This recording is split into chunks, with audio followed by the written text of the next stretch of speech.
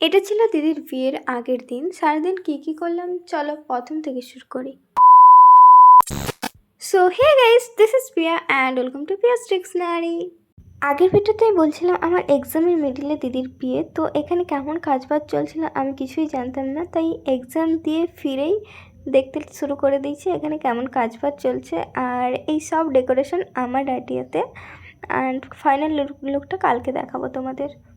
আর এটা ছিল দিদির আইবুড়ো ভাতের জন্য ব্যাকগ্রাউন্ড, অ্যান্ড এখানে আমি দিদিকে একটু নাচতে বলছিলাম আর কি। তারপরেই শুরু হয়ে গেছিলো মেহেন্দির জন্য আয়োজন, অ্যান্ড আমার দিদির মেহেন্দি আমিই করেছিলাম।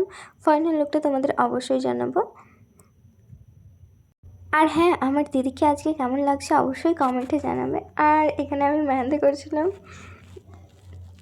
মেহেন্দির ফাইনাল রেজাল্ট, হাফ মেহেন্দি কমপ্লিটের পরেই আমাদের আইবুড়ো ভাত স্টার্ট হয়ে গেছিলো। অ্যান্ড এখানে কী খাবার আছে পজ করে তোমরা দেখে নাও।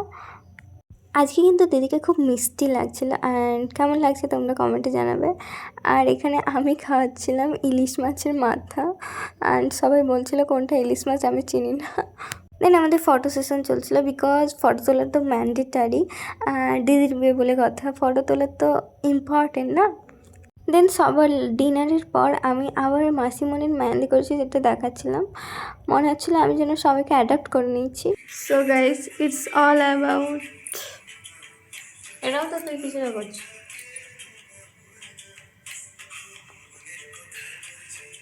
দুটো এখনো মেহেন্দি কমপ্লিট হয়নি, আর আমার তো কিছুই হয়নি।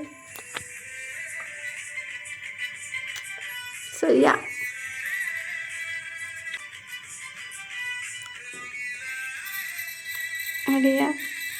और ये लो, मेरा हालत बहुत बुरा।